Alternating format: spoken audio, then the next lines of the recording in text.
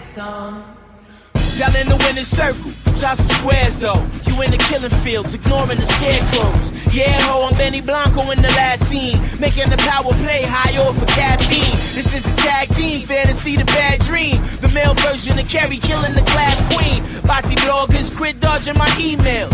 Take that whack shit off, the real prevail.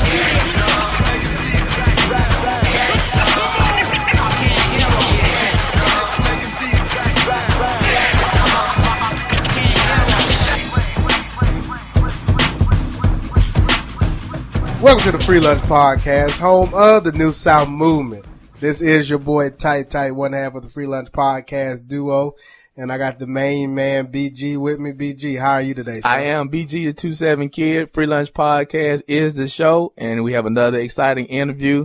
I've been waiting on this one for a long time, and the time has finally arisen. It is. It's a very interesting interview, and the reason is because, number one, for those of you listeners that listen to FreeLunch Podcast from day one, we have about 70 episodes now.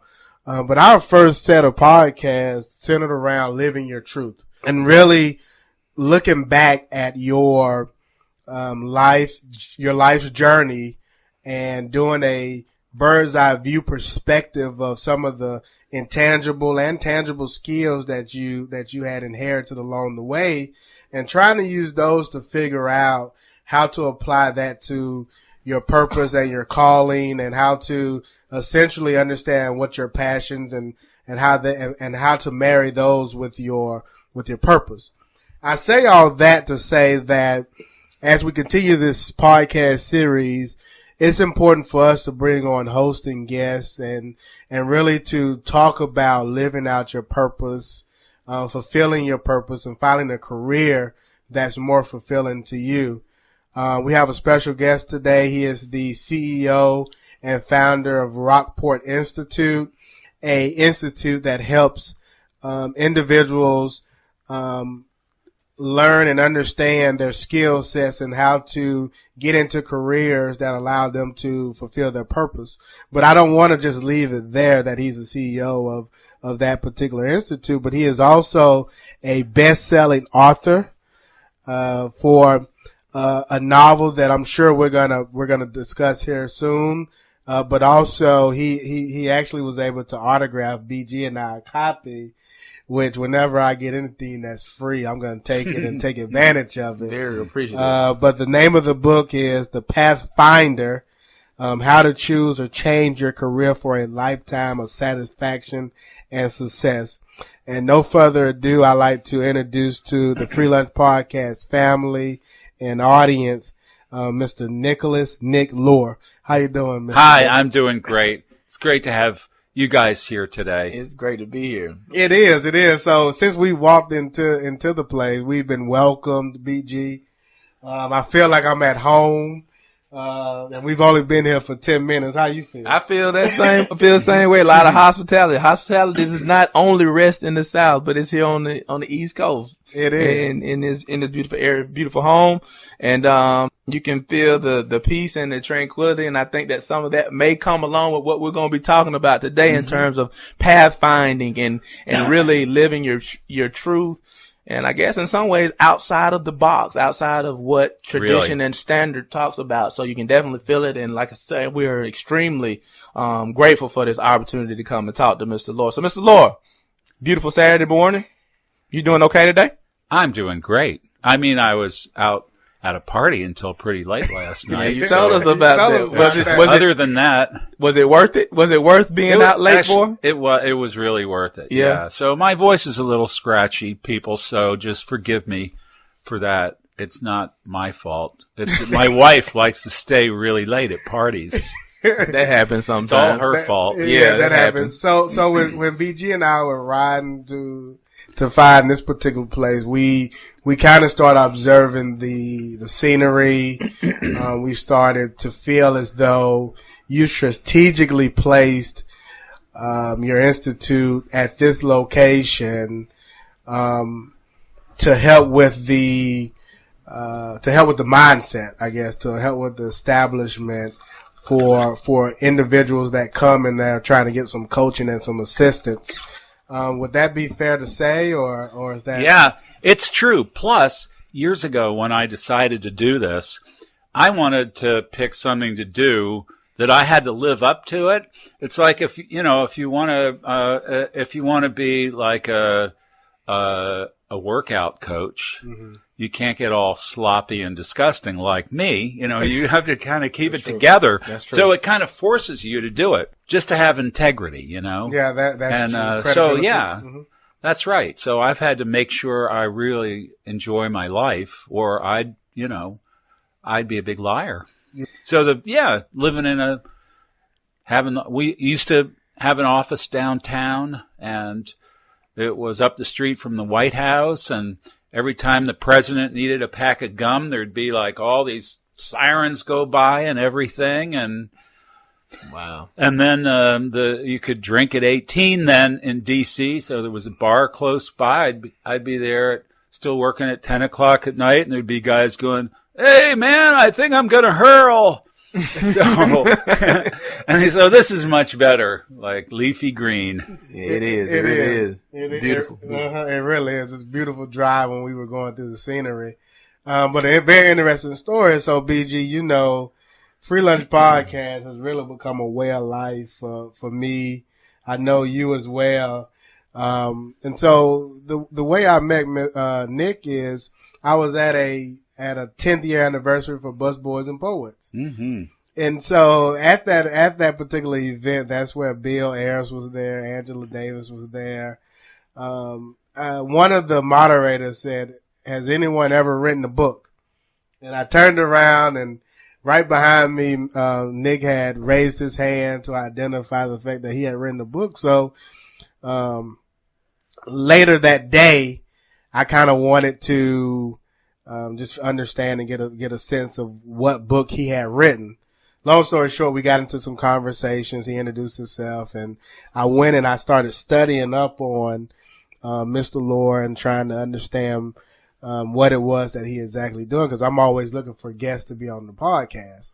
After reading his story and what he had accomplished, it was very evident that he was the type of person that we wanted on this show to really talk about something that we are hearing and having a lot on this podcast, but even between BG and I, Mr. Lauren, that's just being at that point to where a lot of our peers, a lot of us are in jobs or at careers mm-hmm. that are not fulfilling. Mm-hmm.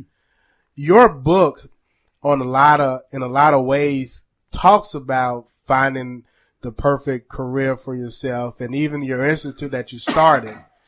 Can we kind of, at a high level, use today's podcast as a way to really not only talk about your personal journey for 10 minutes to kind of lay a foundation, mm-hmm. but also get into maybe some skills or some things that our listeners can do to identify the perfect career for themselves?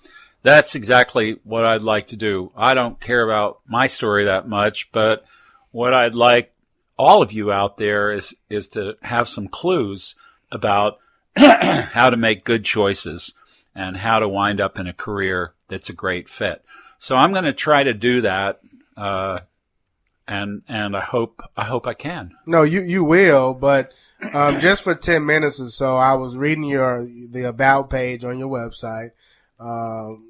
RockportInstitute.com, I believe it is. Mm-hmm. Yes, it is. And it kind of talked about you being a plant manager and going from being a plant manager, and it kind of gave your background. Can we kind of like talk about your background coming from Knoxville, Tennessee? I believe you come from Tennessee. Oak Ridge. Oak Ridge. I was born close to the end of the war. My dad worked in Oak Ridge, Tennessee, which was a secret city where they were making uranium and plutonium for the atom bomb. And everybody that lived there, like most of them, was all these like southern country gals that had no idea what was going on. But my dad was an engineer. So when I was born, I had top secret clearance. And I think they were worried the Nazis would like miniaturize spies into little babies or something like that. Born with clearance. Born with clearance. And then it's been downhill ever since then. So that would explain some of the hospitality then. So you do have some Southern origin to it. Yeah, I have 1 year of Southern origin. That counts. I learned a lot in that year. Yeah. That counts. Well, what I did was, after going to college, I was always interested in psychology.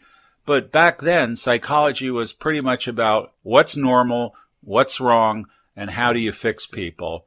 And I was interested in how you can make a difference in the lives of people who are, no crazier than we all are, just regular old crazy people like all of us. And so there wasn't any way to do it. There were no jobs. So I got married, and I had to do something grown up. Somebody offered me this job running. You got married. You were 27. I was 27 with my first wife. Okay. Yeah. And, so I just did something because somebody offered it to me, and it was to run this little tiny manufacturing company that made like folding cardboard boxes. And it got boring really quickly. And I thought it was something wrong with me. It's like, no, this is a great job, I'm getting paid okay, and nobody's bossing me around. And that kept happening. And so I'd run little companies for people and get bored every 2 years. And then I ended up on the coast of Maine living there, and I was all about what's now called the green movement in the 70s. It was people moving back to the land, buying an old beat-up farm, growing their own food, and, because we sort of thought the world would get worse than it was then, which it is.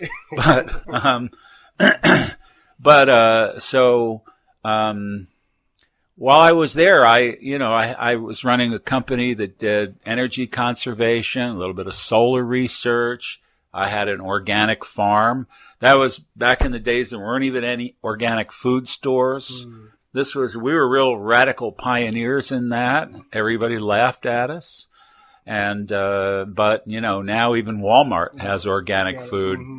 So, and I've always liked things that were a little ahead of the curve. I mean, in the 60s, I was anti-war and anti-nuclear, anti-bomb protester and everything. And so I made a decision, and this is the best decision I ever made. I want to do something with my life that I love and that I'm really good at, and that I'm not going to suffer all the time.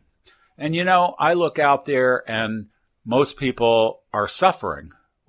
You just in here in the DC area, you just look at people on the metro going to work in the morning. That's the most miserable looking bunch of people. That miserable look. Yes. Yeah. Oh, Now, I hate it. They hate it. Yeah, and it's not just the people, because if you look at them another time, they're going to like a Redskins game or something like that. People are talking to people they don't know, and they're all excited and everything, and it's a completely different world. So it's not them; it's careers that are wrong for them.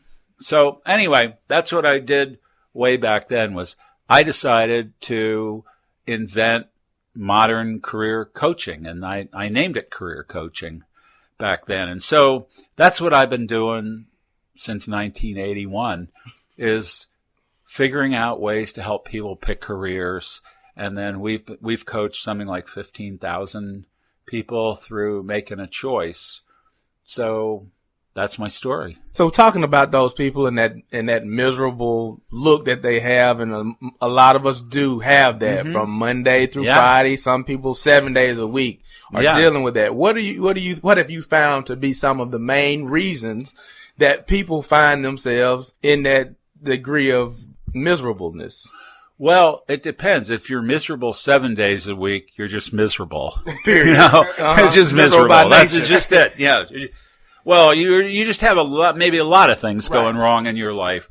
But if you're miserable about your work, then sometimes it's because you have an idea you should be more successful than you are, and that's just eating at you every day.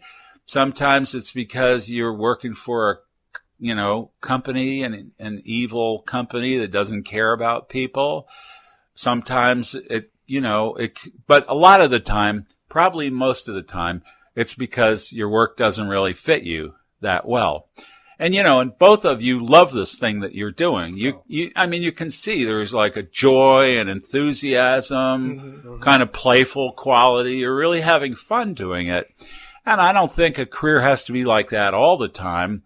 But you want to maximize the parts that work for you and where you're really good at it and it fulfills something you care about, matters to you, and you want to minimize the crapola. And that's kind of why we wanted to have this story, because similar to what you just said, I get on that metro or that public transportation, and similarly, I see the same expressions and it even shows at the workplace when you're doing something or you're basically around a bunch of people that no one's happy.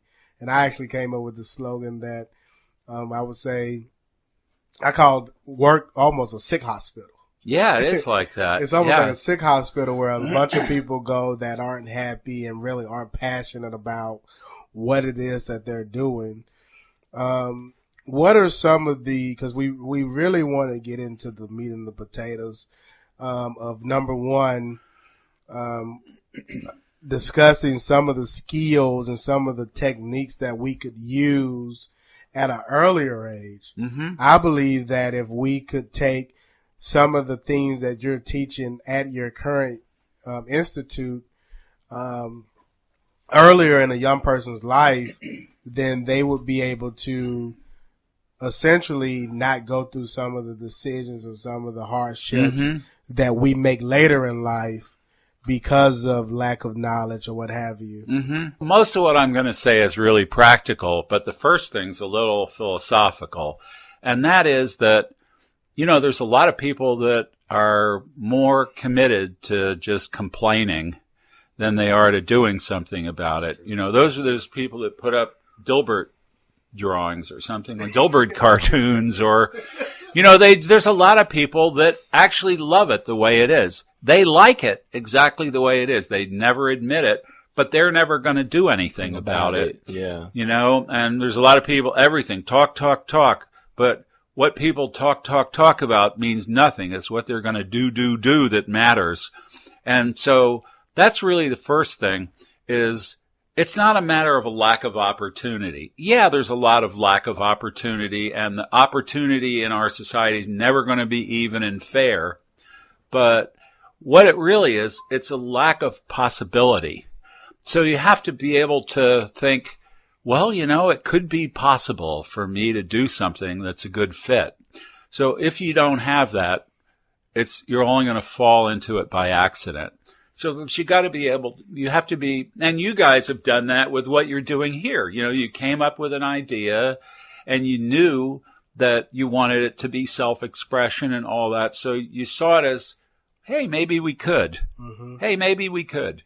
And you have to have a maybe I could first, because it's a project to pick a career. It's a project. And like any project, you actually have to do the project. You can't just watch it on YouTube, because it's not going to happen.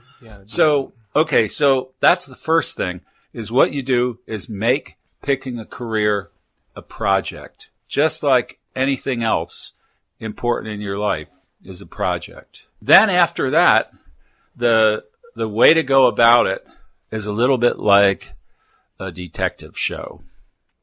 And so, in a detective show or in real life, something happens, the detectives show up and they start looking for clues. Right? And so that is the most important thing, is to start looking for clues. About what? About yourself. And this is one of the things we talked about on the Live Your Truth series. And the analogy I like to use is David and Goliath. And the reason I use that analogy is because in that story, for me, the most important thing in that story wasn't the fact that David killed Goliath. Mm-hmm. It was the fact that David killed lions and bears prior to killing Goliath. Exactly. Him killing the lions and bears gave him the confidence, but it also gave him the skill set to go in there and to actually kill Goliath. If you reflect and take a bird's eye view of your journey up until this point, it gives you clues. It gives you really things to reflect on that you can base, that have prepared you for your Goliath. Mm-hmm. Meaning, the things that you love to do, the things that you're gifted at. Mm-hmm. I believe Exactly. that if you can take your gifts and marry those with your passions, then you'll be fulfilling your purpose. Mm-hmm. Is that pretty much accurate with what you were saying with the detective? It is, but I don't think that everybody has this fixed purpose. I mean, to me that sort of seems like a fantasy. It's kind of like up in heaven, there's this gigantic room, it's kind of all gray. Everybody kind of has dingy wings. They're all sitting at old-fashioned computers. And before everybody's born, they figure out a purpose for that person. And then the person has to spend their life trying to figure out what that is. I don't think it works that way. I mean, but what I think is we all get a lot of clues, and that's why it's more like I like the analogy of the investigation, that you have to be kind of a career detective, because I don't think people naturally have a purpose, and somebody might be, the purpose might be to get out of poverty, or there's the woman who started Mothers Against Drunk Driving. Well, her kid got killed, mm-hmm. So automatic purpose, I mean, she still had to choose it, but people have natural talents. Each one of us is different and unique. And, we're not all a big lump of the same thing, and we all start out with special talents, and that starts out with our personality. So when you look for clues, you look for clues about yourself. So first of all, what's your personality like? And really simple things are you really outgoing, and do you spend a lot of time around people, and in a social situation, do you talk a lot? And if you do, you better get to do that in your job, and that should be part of what you get paid for. What happens when you have one set of personalities, but circumstances and situations have kind of resulted in you becoming more introvert versus your natural being extrovert? Well, that's something that you have to get over. So, I mean, and that happens. I mean, you'll have like a kid in school, they might just put up their hand once and get the wrong answer, and then they decide, I'm never going to say a word again in class. And that affects their whole education, and they might give up on it easily, or just because of one thing. We often, because we don't think like grown-ups, really. Even most of us that are grown-ups don't think like grown-ups. So, that's the thing. We make these decisions about things. It's not the thing that happened to us. It's because we made a decision about it, and we said, I'm just going to shut up from now on. So what you got to do is just wake up and you just got to practice like anything else, like practicing a sport or practicing music. You have to just practice. So you have to kind of know that inside you're more outgoing, and you just do it. And make a decision is what I'm hearing. Is exactly. You have to get to a point of making the decision that you want more. And I'm looking at the book, and once again, the book is the Pathfinder, and early, like the first couple of pages, there's a section that says the American way of career selection. And we talked about this, and I want you to elaborate on it, but I'm feeling like sometimes that American way of career selection dumbs us down, and it puts us in that box, and it kind of creates an obstacle that keeps us from wanting to explore and investigate ourselves. Well, the American way of career selection is really no way at all. It's like somebody, either your parents or somebody says, here's what you should do, or here's what you shouldn't do. Or else they say, go find something you like. And that's pretty much it. And then, when somebody goes to college, it's like, go pick a major. Well, what is that based on? Money, financial right, exactly. stability and stuff like that. That's right. And everybody these days is picking for that reason. And it's, no matter how much money you make, you're not going to be happy if you don't like what you're doing. You talk about being a detective. You talk about understanding your personality, understanding your talents. What if, and I tend to believe that our gifts come so natural to us that we don't even identify them as gifts. That's right. I believe that we have, like I've even, advice that I've given is really more or less around the idea that you should ask 5 of your closest friends, say, hey, what am I good at? Mm-hmm. And I believe that if you listen to what those 5 separate individuals say, there'll be a common theme. That's right. And identifying what you're gifted at. What are you teaching, or what have you learned over the years that'll help someone try to identify what their gifts and talents are? Well, really, that's a great idea, asking friends. But when it comes down to it, you don't want to believe what they say because you're looking for evidence. You're like a career detective looking for what you're like. So your natural talents are important, and some of those things are, there's some people, at this party last night, we were hanging out and dancing with this woman that everything she does and she thinks is all 3D. She makes things, she gardens, she thinks in her mind 3D, she's everything, her whole world is 3D. Mm-hmm. And she didn't really quite get it. She knew everything she liked was, but for years she'd worked in a business that was just like administration or managing a business, and she didn't like it. Well, guess what? She didn't like it because it wasn't her, if people had a purpose, that would have been part of her purpose there. And then there's some people, there's kind of a whole scale. There's people who are kind of philosophical at one end and everything like that, who everything is kind of all ideas and so forth. And then in the middle is people might be a little more practical, so they like the real world and everything, but they're not going to build houses or whatever. So you have to kind of look what you're like, kind of what is it that attracts you. And then some people are good with details and everything like that. And then there's people like me. I'm no good at it at all. So that would be a really good clue for me. No details. And for me, I'm interested in people, and I want to do something that makes a difference with people and has some impact in that way. And so, some people are good at solving certain kinds of problems, and then whatever kind of functions, because what you're going to get paid for doing at work is some kind of a function. That's what it's all about for whoever's paying you. Mm-hmm. And so your work is probably going to be either more directly about people. So that's like, a salesman, a nurse, a teacher, something like that, or somebody that talks in front of people or whatever. And then the other category is kind of information and things.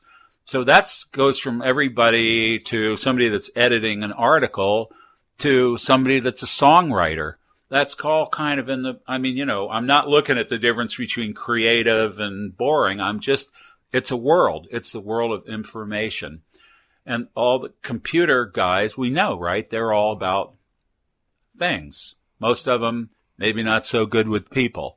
but Exactly. good with information. And they're kind of analytical. So it comes so. naturally that you like that organized, analytical way. And, and then there's people they're what they like is more organized around things. So that would be a brain surgeon, car mechanic. There isn't that much difference between a surgeon and a car mechanic, really.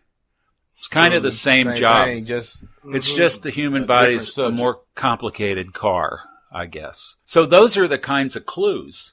And so you can look back at your life. I mean, it's probably hard to do when you're 17, 18, and 19 because, the way the brain works, it's kind of like the brain electrician hooks it up from the back. So when you're that age, the part that really has the ability to figure stuff out, it's sitting there, but there aren't any wires running to it, I do want to continue along this journey, but you just said something interesting. 17, 18 aren't able to really figure that out. Definitely. Yeah. What role how can your parents, or what role do your parents play in helping you to kind of understand what it is that you're gifted or talented at, or help you to identify a career? Because I think today, you mentioned it earlier, how your parents will say, hey, you're going to be this. Right. And then you went to college and you became that because you were told that this was the best occupation for you. But given that the conversation now that we want to have and what we hope our listeners take away from this podcast is to look for ways to identify the perfect career or the career for you. What role can a parent play at a young age to assist that young person in finding the perfect career for them? So you have to think why parents are interfering, And one is, the main thing is they love their kids and they want them to be successful. But they have no idea what it's going to take. So it's really the equivalent of having them say, go jump in this airplane and take off right now. I mean, they don't know how to fly. They don't know what it's going to take. But parents usually, their job is to advise. So I think the first thing is to kind of realize that you don't know, that you can't shape your kids the way you want to. It's not like Gumby. They're individuals. You just have to water them and feed them and then pay attention to what they're like, let their individuality come out, and then support that. So, and then also, parents always want bragging rights too. They always do, and it's hard for them to admit it because they're looking at, I love my kid, I'm going to support him to do this. But they have probably an equal motive of being able to say, yeah, right, my son or daughter is a doctor or a lawyer or something, something, whatever it is. And around D.C., there's the upper middle class people pay thousands of dollars to get their kids into the most elite schools where they might have a miserable time because they're going to just be working their butts off the whole time instead of growing up at school. So, I think the main thing is you have to give up the old-fashioned dominant parent ruling everything. Men have probably been like that for a million years or so. And you say you've worked with over 15,000, was that correct? Over 15,000? Yeah, in one-on-one. Not me, but I've worked with... just in the people program. Our people, yeah. What is generally the disposition of those people? Where are they emotionally, spiritually, psychologically when they say, I need your help? Are most people at the same place when they come, or are they in different phases of trying to figure out this career journey? Well, they're in different phases, but most of them are older than college students. So there's somebody who's, for the most part, already out in the working world, and they've gotten to the point where they've kind of said, this is a technical term, this sucks, and so they've they're old enough that their brain is kind of wired. Now. They've had experiences out in the world. Right. And they know if they keep going where they're headed, they're going to wind up, in some place they don't want. And they go to work and they don't really like it. But they have that possibility and then a commitment to do something about it. So that's the only thing that's the same of everybody. There's people who are, rich and poor, successful, not successful, everything in between. It's a whole big basket of different people, but they all have that in common.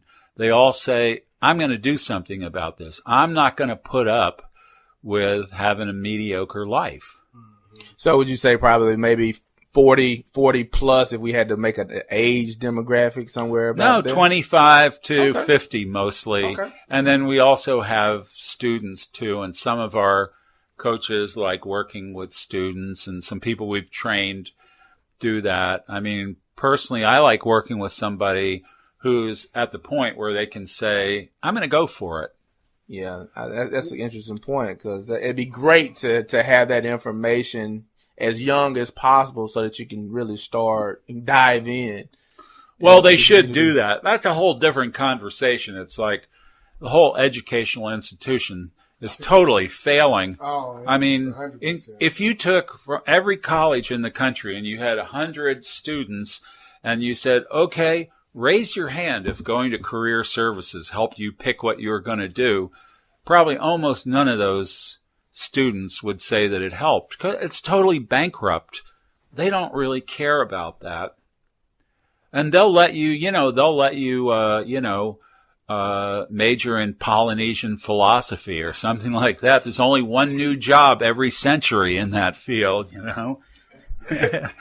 So, what are your students? If I'm a student, what's the first thing that you're doing when I come here? Well, what we do is we put people through a testing program that measures natural talents, because that, I think, when you just look at the basics, everything in nature, except for human beings, does something that fits them.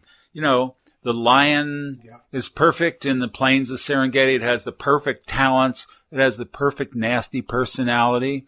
And the squirrel is perfect for what it does. It's running up and down a tree. It's scared to death all the time, looking around for something that might eat it. So if the lion tried to do the squirrel's job, it would be in big trouble right away. And imagine the squirrel out charging something on the plains, that's not going to work. Right. But we human beings are so adaptable that we can get away with doing stuff that doesn't fit us. And that's in a way how we've kind of taken over the world, is we're really adaptable and we can fill all these roles so we can get away with jobs that don't fit, whereas the squirrel can't do that. So there's an assessment done to identify natural abilities. That's right. After that assessment, or how long is that assessment? Is that a couple of sessions? Is that that's like they do it at home. It's about 2.5 hours of time testing. It's expensive. It's $500. So a lot of people can't, it's for us to do, everything we do is high touch. So we talk with people and we kind of fit the pieces together. But, people can do a lot of this on their own, just looking for clues. Some of the things that I said are, the detective piece. Like there's some people whose mind is, running at 100 miles an hour, stand-up comedians, salespeople, somebody who has to think on their feet, emergency room physician, things like that. And then there's the other side of that is somebody, or an artist that paints really fast, or a cartoonist, or somebody that can just talk, they can just lay it out nonstop, like you guys. and then after I've identified my natural talent, what's next? Well, let me just finish the other side of that. Sure. So the other side, remember, it's a whole scale. The other side is people that everything is, they're more oriented towards very, slow, specific. Like working in a bank is like that. It's all kind of repetitive. It's the same. And art, if somebody who is doing really detailed art, or somebody is doing some kind of craftsmanship that takes it's like concentration. Mm-hmm. So that's a good clue too. And then some people are they decide things more logically and by thinking things through. And then there's other people who, like me, it's all emotions, it's like, I'll try to think it through, but then I kind of do what I feel like after that, But I can always tell other people I thought it through. Yeah, they'll never know the difference. They'll never know the difference. That's right. Identify your natural ability. And your personality, kind of what you're like. What you're like. And then, that's interesting. Natural ability, personality. And personality, okay, right. Okay. And also what's important to you. Like I would never work for the military industrial complex or something like that. I mean, that's a value of mine. I don't want to do anything that harms people or whatever. I've always been like that. So it's the whole ball of wax about you. Everything about what you're like is part of it. But then here's the really cool part. Those clues amount to nothing. What matters is you picking definite pieces. So that's the place you really got to stick your neck out and say, you know what? I'm really good at this, and this has got to be a big part of what I do. So you have to claim some parts of it. And that's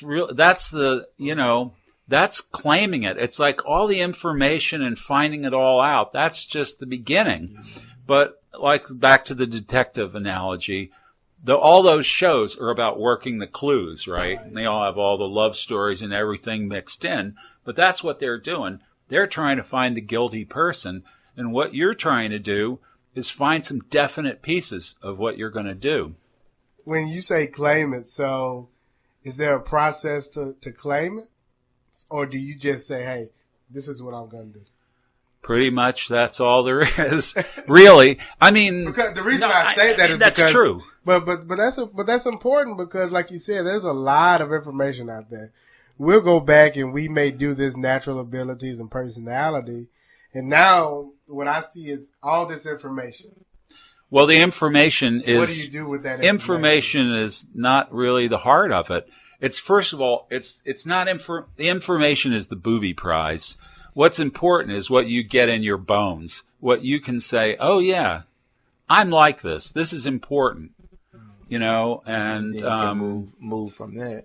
Yeah, and you learn things in life. I learned from a couple of those early jobs that first job, I had to lie to customers. They'd order these boxes, and then my boss, he ran the company, but he was sort of sold stuff too, and he'd make promises when things could be delivered. And and he'd just do it to sell it. And then maybe some factory would have to shut down the third shift because they didn't have boxes to put things in. And I had to lie to people. So from that, from that's the other thing. You get clues from your experiences. I just said, I'm not going to find myself in a position where I have to lie to people. So, and to me, that translated to, I'm not working for anybody. I'm going to be an entrepreneur. So that's what you do. You're kind of building puzzle pieces. Clues are the easy part. Mm-hmm. Making the decisions is the harder part. But the hardest part is then you're looking to see what that fits and so forth. So you got to play around with a lot of ideas and look online. And that's the best place to have friends say, you know what? You're in fantasy land about that, or get some support from people. Would that be qualified as like the assessment phase of the program that you're? Yeah, we do whole coaching processes, like a whole thing where people come through and we work with them over months where they're going through assessments at first. Right. But assessment, really it's just coming up with clues. Clues, exactly. That's right. what matters. So and you don't know what's going to be most important because like in the detective show, they do all these things. I'm talking about real life too. They take fingerprints. They talk to the neighbors. Maybe the neighbors didn't see anybody or anything and don't know anything. Maybe the guy was wearing gloves, but that's what you have to do. You play with clues and find things that are going to work for your life. And you just want to center on the most important stuff. So it isn't the information. It's what really gets through to you. And being able to take those clues and claim what it is that you want to do. Mm-hmm. Yeah. So sometimes some of those pieces lead to something. Like if you're sure you're going to work outdoors, this is ridiculous, but you're going to work outdoors and you're never going to wear shoes at work. You pretty much cut it down to, to not very many things. And if you can't think of anything, right, exactly. Be a lifeguard, or you could get creative and say, well, I don't know, I could work in the backyard with a laptop or something. Mm. But then as you sort out pieces of it, other questions come up. Like, you know what? If I'm going to work outside with no shoes, I'm going to have to move south from Minneapolis, or I'm going to only have to work 1 month of the year, the short summer they have there. What were the clues that started you to you mentioned one of them, you wanted to be an entrepreneur. What are some of the other clues and then you claim that forced you to claim to start Rockport Institute? I wanted to make a big difference in a lot of people's lives in a really practical way that, they could say, yeah, this has really made my life different than it would have been. And I wanted to do something that I was really good at. And I'm not a competitive person, so I didn't want to get in some field where there were a whole lot of people all doing little pieces of it, like medical research or something like that. I wanted to be, well, it's a little embarrassing, but I wanted to be a big fish in a little pond. And the whole career, the whole career world is so stupid and primitive, and all the research at colleges is for the most part, it was then really pretty terrible. Now there's some good stuff going on, but for the most part, so this was like the fact that I'm not competitive. I wanted to have like my own corner. Mm-hmm. And so that was just being honest. It was like, I had to admit that to myself, and that, wasn't easy at first. And then I'm good at kind of creative problem solving. I'm kind of think of myself like a tool maker, but not physical tools. Mm-hmm. So I wanted to have a flow of new problems. I didn't, because I got bored in those jobs because I'd have the same problem over and over and over and over and over again. Yeah, that's right. Yeah, and that's what you guys do in this too, right? Right. You talk to all these different people. So every time you interview and talk with somebody, it's completely different. Totally different. When you decided to go down the path, when you started to kind of change your direction, was there a moment of hesitancy where you were maybe second guessing this whole thing? It was more than a moment. More than a moment. It was a long time because I was going to create a new field that I called career coaching. In those days, there was no coaching except for sports coaching. And there wasn't anybody that I thought was doing good work in this field. So I thought I was out of my mind to try to do it. And I wasn't, I remember somehow it was many, many years ago, I had the TV on and Dick Clark was on, and it was the first time Madonna, whatever her first song was, and he had her on as a guest. I was just flipping channels and I heard him say, well, okay, Madonna, what are your goals in life? And she said, to rule the world. And I thought, oh yeah, right. Yeah. But she did. Right. Because she had that drive to do it.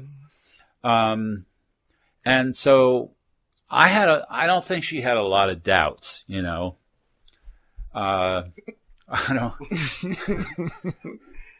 At least not when she said Not that. then. I don't think, you know, I don't know what she's like. You know, I mean, you know, I don't know Madonna. Maybe she does have a lot of doubts, but I had a lot of doubts, and I thought, I don't know if I could do this. And I've had that happen before. When I wrote the Pathfinder, I had to just promise I was going to do it, because what my brain told me is, you can't write. You have I never even liked any papers I did. You know, I was always critical of them. I can't even write this is like before the days of the internet. You know, somebody would give me Christmas present, dear grandma, you know, thanks for the whatever it was. I would say, this is so boring. I can't say something to grandma that's a little better than this. Right. So I knew I couldn't write, but I just had a goal, and I just said, I'm going to do it no matter what. So for 3 years, I got up and just sat down for, you know, several hours in the morning. And sometimes I'd get distracted and just be like going, but I just kept at it. And the whole time, by the time I turned it in, I still thought, you know, Simon & Schuster would laugh and want their money back. But no, they really liked it. So, you know, it was just having persistence, being unstoppable, like a force of nature. And you don't have to have it like Madonna as a natural trait. You just have to make a promise and keep that promise. Were you talking to anybody about your plan? Like what you saw, what you envisioned? Were you sharing that information with anybody close to you? Oh yeah, with my wife she's like always my biggest supporter. She's amazing. I think it's because of her that everything good has happened in my life, because I would just be like a probably lazy hippie swinging from vine to vine someplace if it wasn't for her. You know? And so it's just, it's not, you don't have to be married or in a relationship. You can have friends that support you. But you do want to share those type of things? Because I've always been weary on who and what you share, because it can or cannot kind of be encouraging, or they can speak negative thoughts that prevent you from moving forward. Well, that's true. So when you start getting committed to having a life that really works, maybe you have to replace some of your friends. Really? Does Rockport Institute give that type of advice and suggestions? I'll give that advice out 24 hours a day. You know, because we all have some friends that, you know, we can kind of count on that are really friends.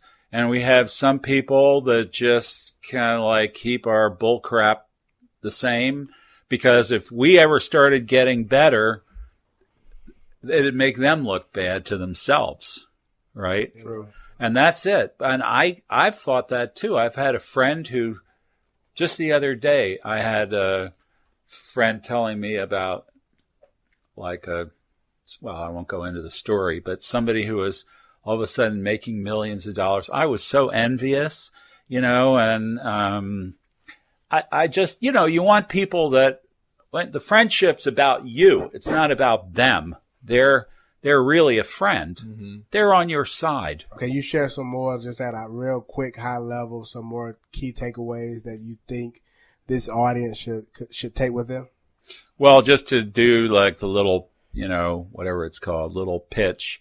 Go on Amazon and look up the Pathfinder, How to Choose or Change Your Career for a Lifetime of Satisfaction and Success.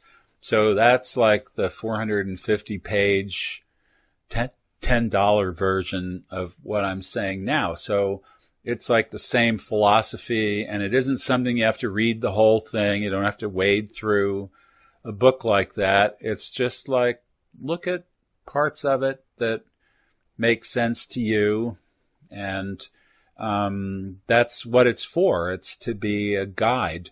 And so whatever it is, you need to have like a guide. Yeah. This is all new territory, and stumbling around out in the woods on your own just doesn't really work.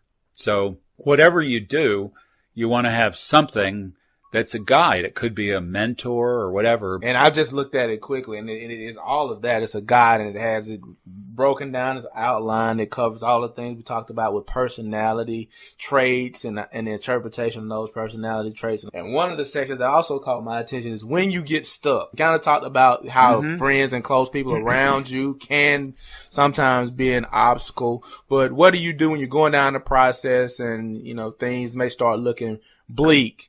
And you hit that wall. Do you just quit on that wall and start redirecting and finding something else, or is there something else that you should consider when you get to maybe that kind of standstill point? Well, that thing that's happening is like a picture, and you have a frame in it that says, I'm stuck. But you're not really stuck. You're just stopped. Really, you're just stopped. What about moments of unclarity? Oh, my whole life is moments of mostly unclarity and an occasional breath of, you know, we all have lots of unclarity about things. And most things, I don't know anything about most things, and I don't even know. There's most of everything that could be known. I don't even know I don't know it. So I'm unclear about most things. So you just have to stick with, you know, being true to who you are. And if you're unclear about something, that's an important decision. You have to ask good questions about it. Does intuition play a part at all in this? Yeah, absolutely. I mean, intuition's a powerful part of it. And lots of times, I think we might think things through too much and not trust our own intuition. Study long, study wrong sometimes. Well, that's all that I have. I'm gonna definitely dig into this book because we're at that point, and I guess we're in that window of a lot of the people that you've helped out in that 25 to 50 window in the workplace, and some things that just really don't match up with, I guess, how you internally feel like life should be progressing and some of the achievements that you should have. So this is a great thing, and like you said, it is definitely a guide. I sense that it's a guide that we can really apply. One of the things that you said that I really like to use as a takeaway, especially for our audience members, is that around natural ability.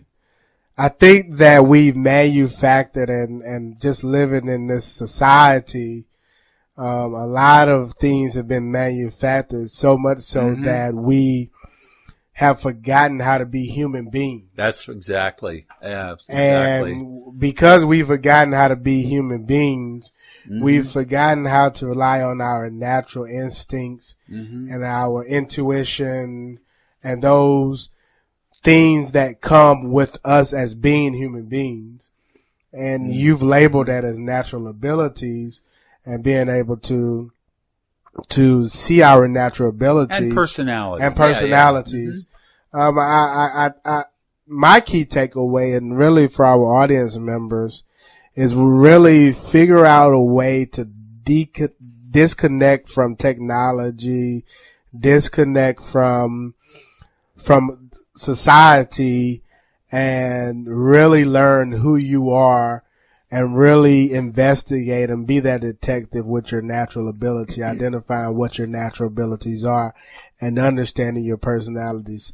We talk about this a lot, how a lot of our peers and a lot of our listeners are so invested in social media.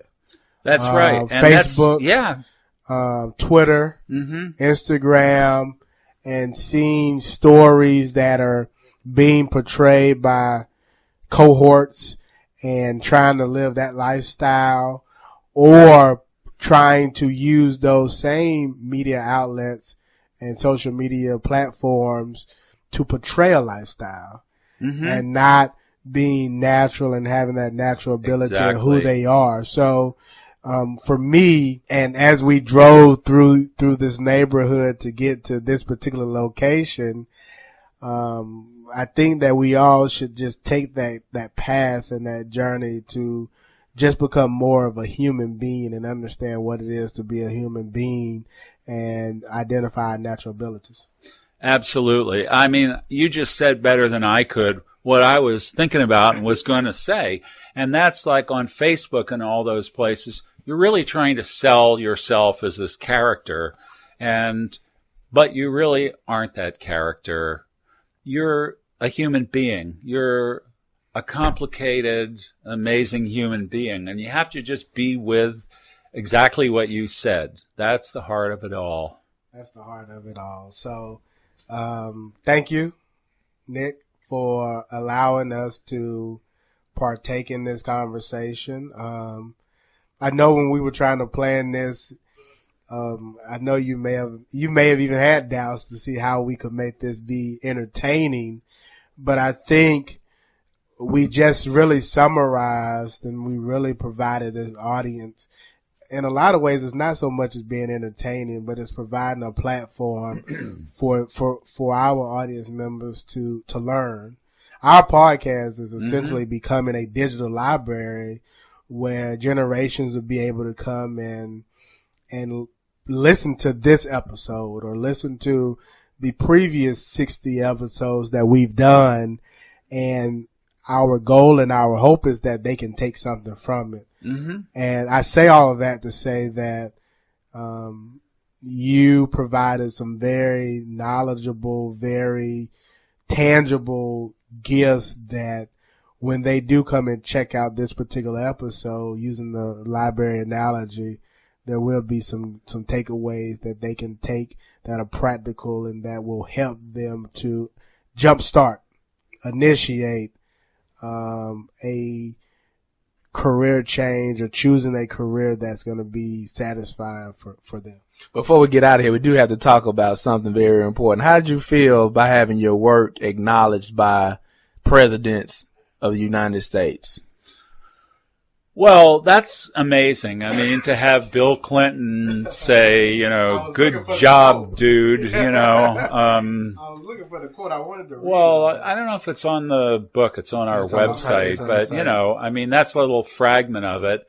But that's probably because we live close to Washington, D.C. And, everything falls off the shovel close to D.C., including money and, stuff like that. So, I think it's because we're close, but it feels great, having the president say that. At least he was made knowledgeable about something that you associated. So that in itself is pretty major. So another interesting fact that you just told us about, and you don't have to go into detail, but we did a podcast, an episode on Byron Reston. Mm-hmm. Can you mention or can you share with our audience that particular short story or that short line that you told us about Mr. Reston? Well, this was when I was 17 years old. I moved to Greenwich Village and I worked to ban the bomb. So it was called the Student Peace Union. And all these little groups kind of shared things. And I don't know why it was, but Byard shared an office with us for a little while. And, but I didn't know that he would turn out he's like the most important black leader nobody's ever heard of, That's a very good way to say that. That's what he is. And he's one of the most important people in 20th century American history, but hardly anybody knows who he is. Which is why we have an episode on FreeLunch Podcast. Absolutely. That's amazing. But you said Greenwich Village.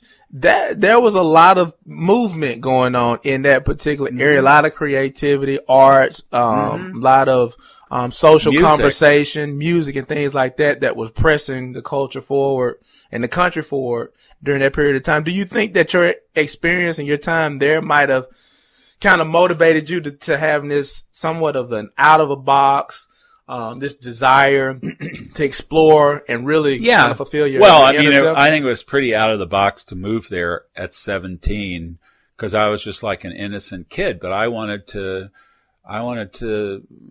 move where people had something to say. Correct. And that's what it was like then. It wasn't all different music styles and everything like that. We just would say, well, we're interested in people that have something to say and who are up to something.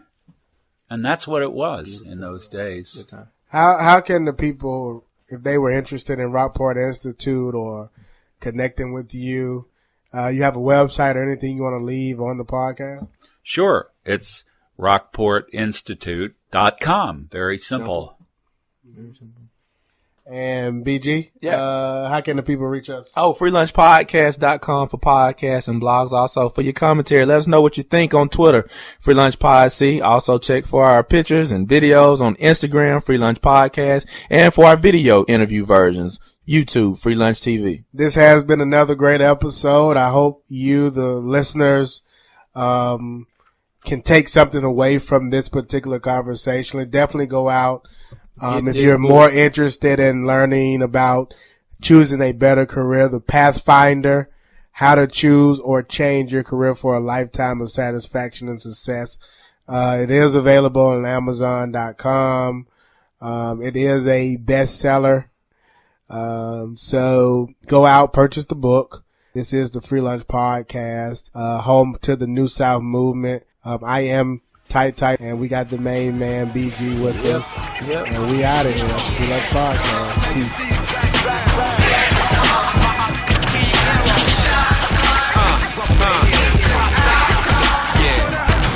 Peace.